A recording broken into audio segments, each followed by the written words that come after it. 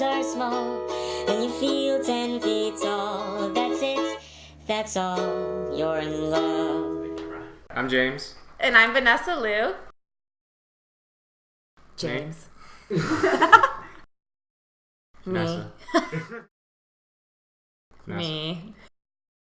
I don't know, probably depends. I think Yeah, it depends on the situation. more often than not you. Okay. I would say you, but Okay.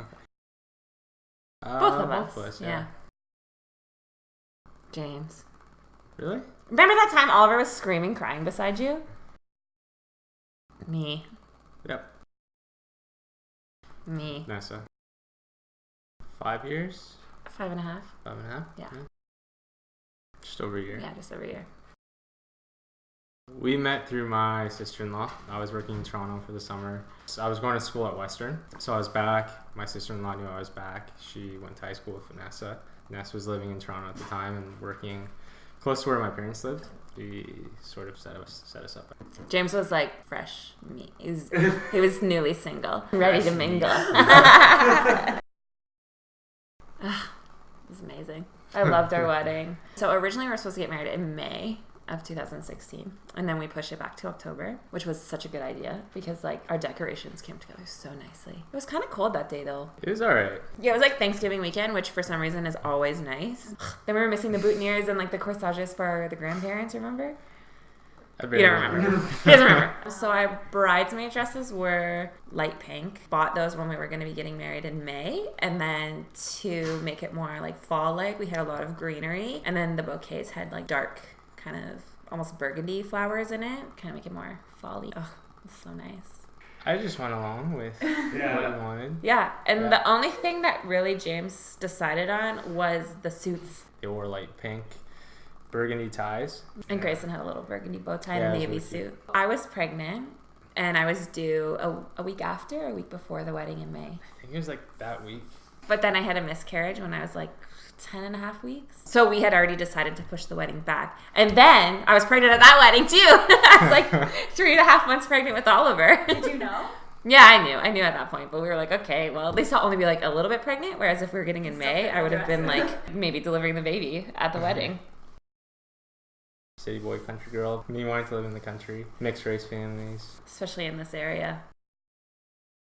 I remember when I was pregnant with Grayson, people have made comments like, oh, so she's going to have an Oriental baby? Like, what is that? But other than that, like, we haven't really been given a hard time. I remember... Oh, you remember differently? No, when we were going to live together, your dad knew someone in London, but didn't want us living there. And he was originally from around here.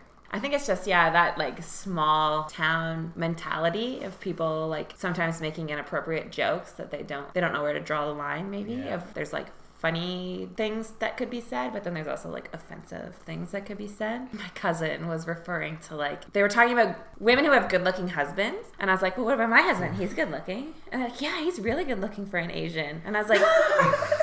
And then they kept referring to him as an Asian. Remember I told you this? I'm like, don't like, or you could just call him a person because he's a person. Yeah. I guess in this area you don't see that often. I don't know. I don't know. You can go for it. James, I always tell him he's boring, but like I think he keeps me grounded. If he was too outgoing, then we would be like maybe competing for the spotlight. But he just lets me have it, which I love. But he also is quite boring and not very spontaneous, but sometimes he is. He's just more logical, more of a logical thinker than I am. And sometimes that annoys me. And also when he's quiet and doesn't talk to me and I feel like I'm talking to myself. It's just the boringness of it. I think she's perfect.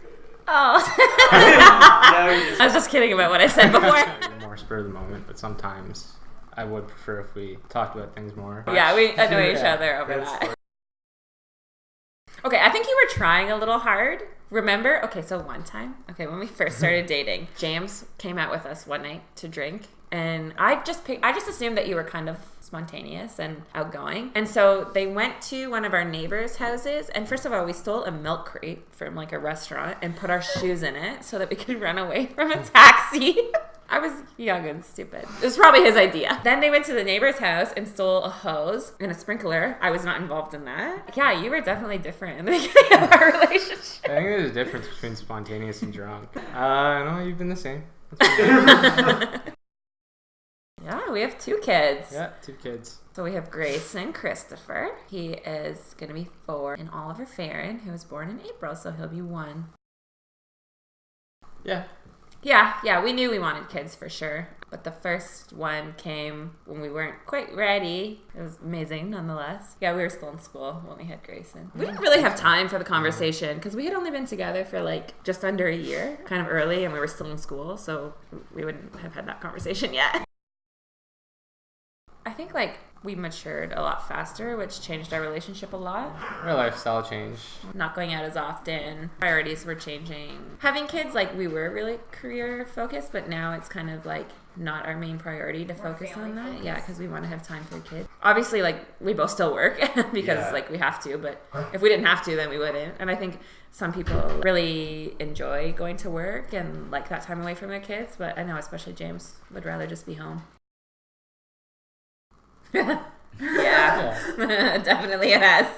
You don't have as much time. And like even when the kids are like asleep or something, you're just like your kids have been like pulling on you all day or like hold me all day, and you're just when they're in bed you're just like nobody touch me. Yeah, I just want to rest. Be in my own little bubble for a little bit. Like when we know we'll have someone watching the kids, we'll try to make the most of it. And I think we do need to focus more time on like having someone to watch the kids so that we can like just like go out.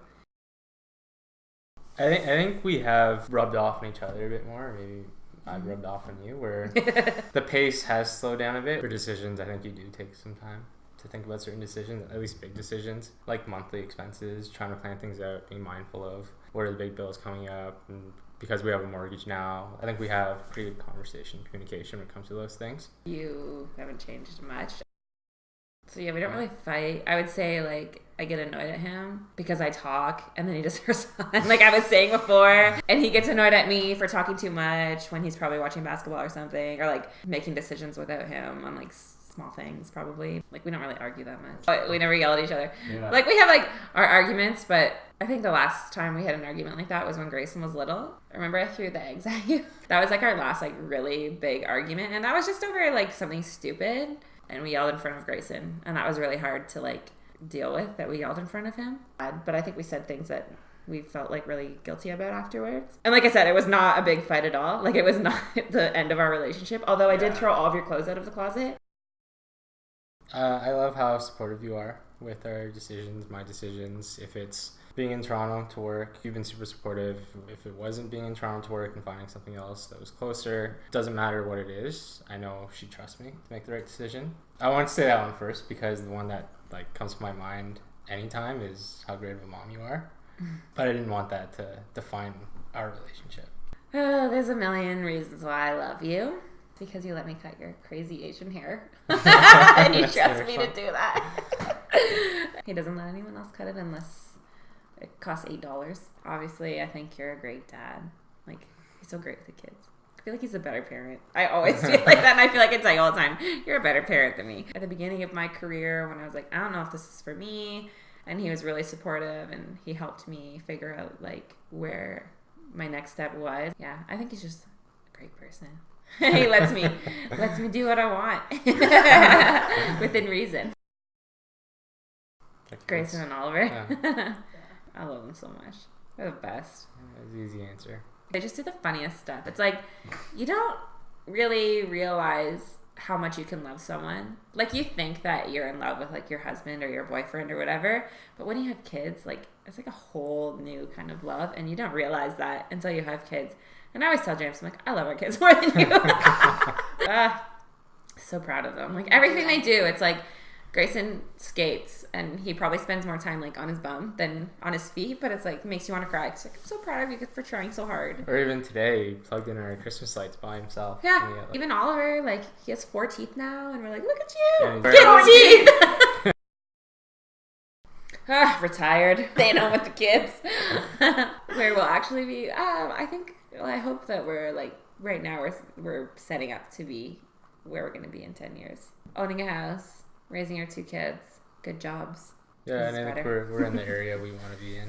Yeah. For our kids. Yeah. For us. In 10 years from now, nothing will change other than our kids will be older. I will have decorations on my wall. So you're already happy. You're already living your life. So now I think we're comfortable with where we are, and in 10 years we'll be comfortable knowing our kids will probably have money to go to college or university. We'll have money for ourselves to and we won't feel bad like splurging a little bit. Let her do the talking. Just smile and nod.